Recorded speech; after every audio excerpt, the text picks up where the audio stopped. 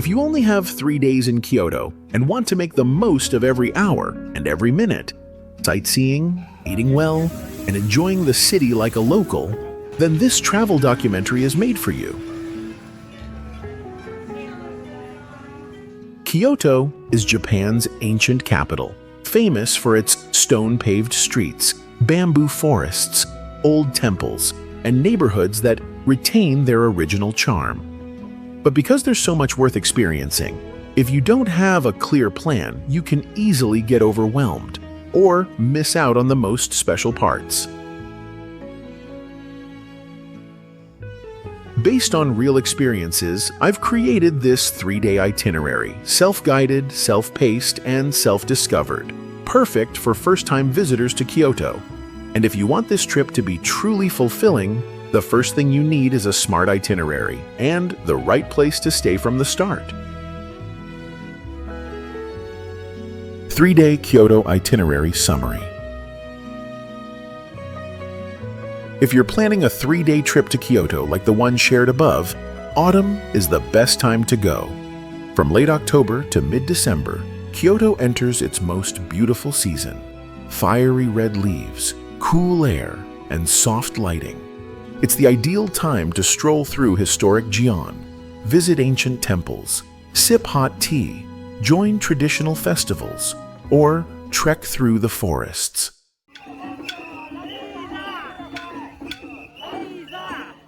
Kyoto has many small family-run eateries scattered around Gion, Arashiyama, and near temple areas.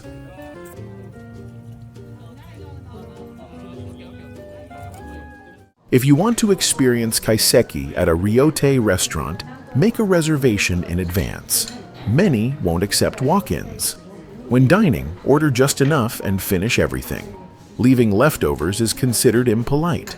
Eat quietly, keep your space neat, and say itadakimasu before the meal and gochisusama deshita afterward to show respect. People in Kyoto are known for being polite and reserved, so behaving with subtlety helps you blend in. When greeting, a simple bow of the head is enough.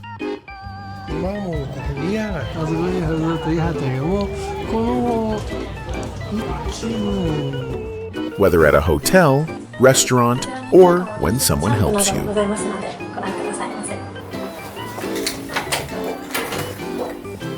Use simple phrases like sumimasen, excuse me, and arigato, thank you. Small words that show big respect. Avoid physical contact, loud talking, or pushing in public spaces. Japanese people value personal space deeply. In Gion especially, never chase or sneak photos of geisha or maiko. If you want to take pictures of locals or their shops, just smile and ask politely. With a little grace, you'll be welcomed with warmth and respect.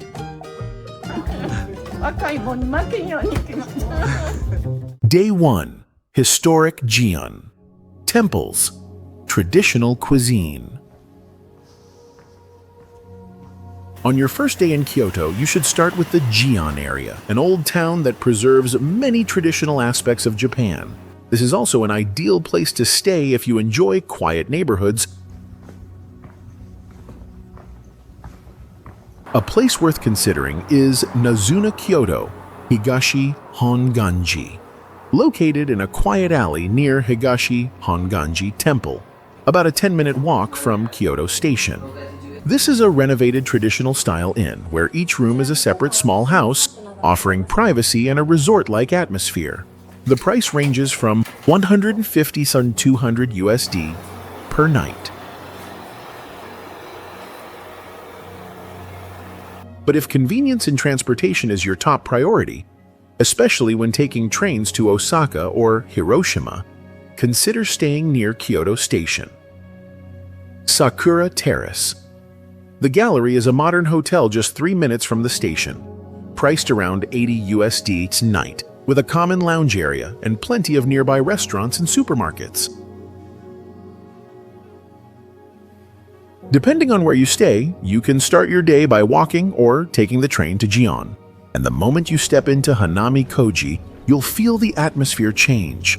Clean stone-paved streets, low wooden houses on both sides, and signs made from old timber.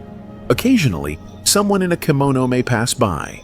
It's very quiet here, so you'll naturally find yourself slowing down. Some areas have signs prohibiting photography, especially near where geishas live. Please pay attention and respect those rules. From Hanami Koji,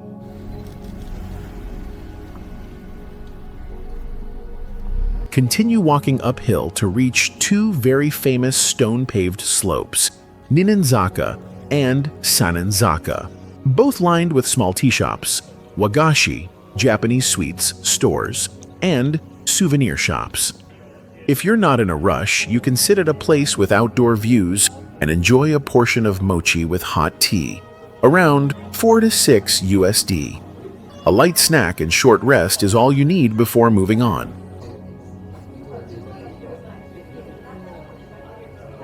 From the Old Town area, it's about a 10-15 minute walk to Yasaka Pagoda, a 5-story wooden tower that's easily recognizable. It appears frequently in travel guides and photos of Kyoto. Just standing there looking at it for a moment is enough to feel how carefully preserved and historically significant this structure is.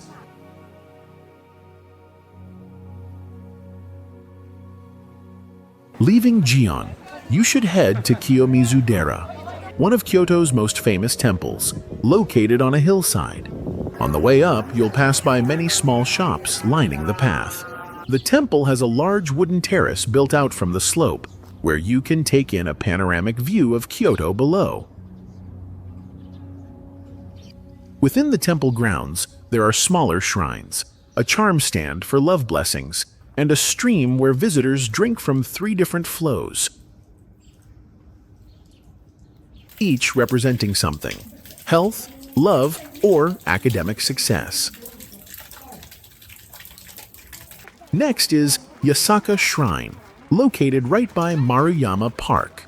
Not particularly grand, but spacious, easy to reach, and the central site of the Gion Matsuri Summer Festival. Lastly, you might visit Nanzenji, which features a European-style stone gate and a peaceful Zen garden. This spot is usually quiet, making it a good place to rest before leaving the area.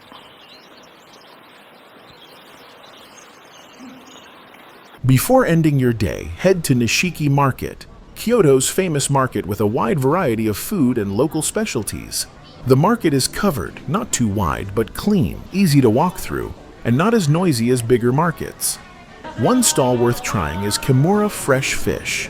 They sell fresh seafood that can be eaten on the spot. They offer small sashimi sets, about 4 to 6 USD, grilled scallops, 3 to 5 USD each, fairly affordable with decent quality.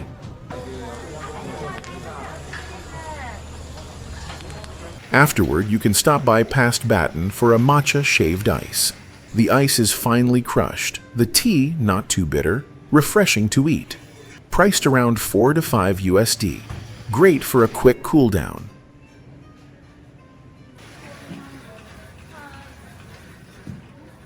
If you like traditional Japanese sweets, seek out Kagezen Yoshifusa, an old, well-established dessert shop. Their specialty is kuzukiri, clear, noodle-like jelly served with black syrup. Light in flavor, not too sweet, and refreshing. A set costs about 5 to 6 USD, usually served in wooden trays for dine-in. The shop has a quiet ambiance, perfect for resting before wrapping up your day. Hey there, where are you watching from? We'd love to know which city you're from. Leave us a comment so we don't feel alone. Just one small gesture can be a huge motivation for us to create more videos. Thank you, and we love you dearly.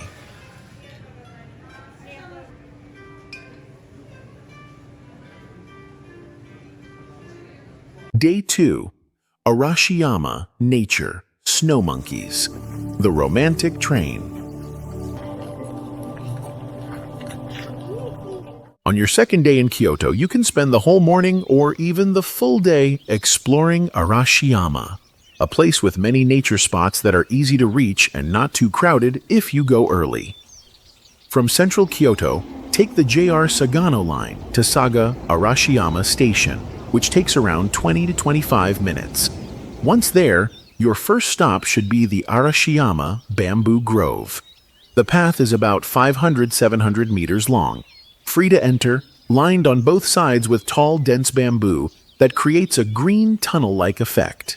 If you arrive before 8 a.m., it's still quiet. The weather is cool, easy to walk, and better for taking photos.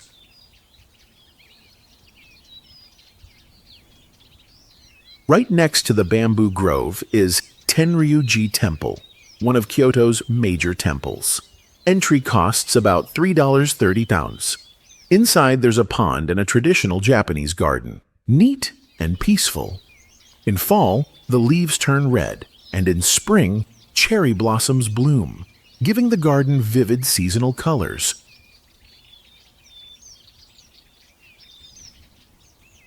A slow walk around is very pleasant. Walking inside the temple for 30–40 minutes is enough, if you prefer something more quiet. Walk about 10 minutes further to reach Senkoji Temple. This temple sits on a hillside, is small, and not widely known. In its courtyard are a few free-roaming Shiba dogs, often lying under trees or wandering around. From here, you can look down and see part of the forest and river area below. From Senkoji, head back towards central Arashiyama to reach Iwatayama Monkey Park. The hike takes about 20–30 minutes, not too steep, but wear comfortable shoes. At the top is the natural habitat of Japanese macaques. You can feed the monkeys in a sheltered area with food sold at the counter.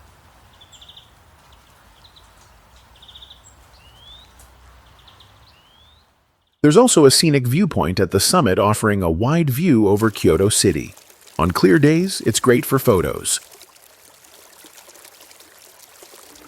After hiking down, you can ride the Sagano Romantic Train, a slow scenic train that runs along the Hozugawa River. It's best to book in advance if you're traveling during peak season or weekends. If you don't return by train, another option is taking a boat ride upstream on the Hozugawa River. Each boat trip lasts around 2 hours, rowed by a guide. The water is calm, and both riverbanks are lined with mountains and forests, a relaxing choice after a morning full of walking.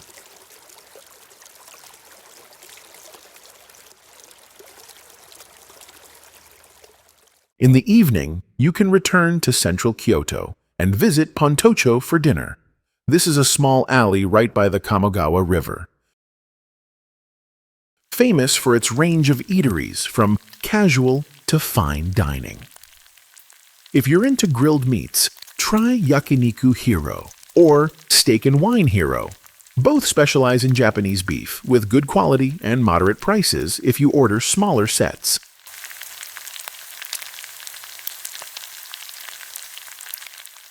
If you prefer ramen, check out Sen no Kazi, a popular spot with rich broth offering tonkotsu, miso, and shoyu flavors. It costs about $8 to $10 per bowl.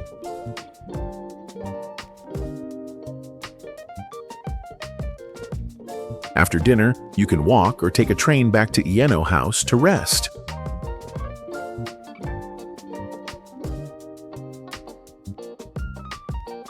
Start your morning with Kinkakuji, or the Golden Pavilion, one of the most recognizable sights when talking about Kyoto. The temple sits within a beautifully maintained garden and pond. You can't enter the temple itself, but you can walk around the pond and pause at various viewpoints to admire the golden reflection on the water. On sunny days, the temple glows beautifully. Near the exit, there are stalls selling lucky charms, paper fans, and small souvenirs, great for taking home a bit of Japanese luck. After visiting the Golden Pavilion, you can stop for an early lunch nearby. Menbaka Fire Ramen is not far away, famous for its ramen with flaming broth poured right at your table. The soup is rich and flavorful, You can add rice or a soft-boiled egg to your meal. It's quite a memorable experience, especially if you've never had your food set on fire in front of you.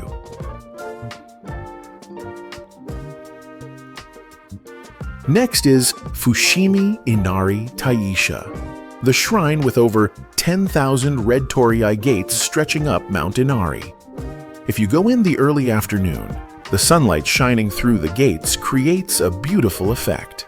You can walk about 30 minutes up to the halfway point and head back. No need to climb all the way. At the foot of the shrine, there are many snack stalls where you can try cheese-filled taiyaki, teriyaki chicken skewers, or grilled tofu with soy sauce. Snacking while resting is a perfect way to recharge. After coming down, if you want a change of scenery, take a 30-minute train ride to Kurama and start a gentle trekking journey to Kibune. It's a light hike through cool cedar forests, passing small temples and wooden signs in Japanese.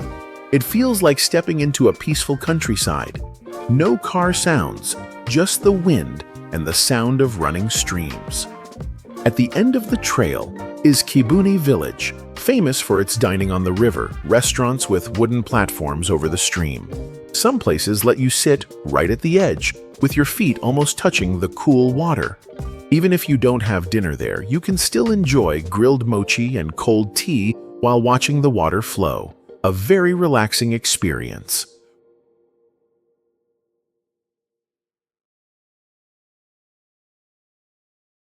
Returning to central Kyoto by late afternoon, you can spend some time souvenir shopping before ending your trip.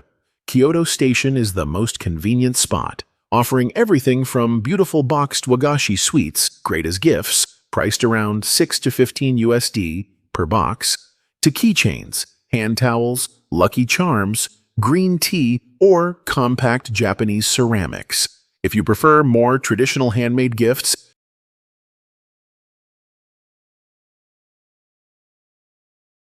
visit Inoda Coffee for Kyoto-style roasted coffee in tins, or Kyoto Design House, selling artisanal items like notebooks, paper fans, or indigo-dyed cloth bags with simple yet elegant designs, priced around 8 to 20 USD, depending on the item. If you still have time in the evening, you can return to the Gion area or Pontocho Alley for a light dinner. Try a Japanese set meal or enjoy another kaiseki, a traditional multi-course dinner. It doesn't have to be fancy. Just a small riverside restaurant by the Kamogawa, where you can eat while watching people walk by, and you'll end your journey with a truly fulfilling feeling. A journey to Kyoto isn't just about how many temples you've visited, how many dishes you've tried, or what souvenirs you've brought home. It's about the feeling of slowly walking through Gion's old streets in the early morning, standing still beneath the green bamboo of Arashiyama, or losing yourself on a quiet forest trail in Kurama. I hope this travel documentary, 3-day itinerary in Kyoto and unmissable experiences, has given you a clearer and more practical vision of the ancient capital, a place old but never outdated, where every step echoes a silent layer of history beneath. If you found this content helpful, don't forget to subscribe to the channel and turn on the notification bell so you won't miss the next travel guides. From bustling Osaka to peaceful Nara, or even lesser-known regions of Japan still waiting to be discovered. And now, I'd love to hear from you. Which experience are you most looking forward to in your 3 days in Kyoto? The old charm of Gion, the green tunnel of Arashiyama, or the shimmering reflection of the golden pavilion on the lake? Drop a comment below, because sometimes the inspiration for a journey starts with your very own story.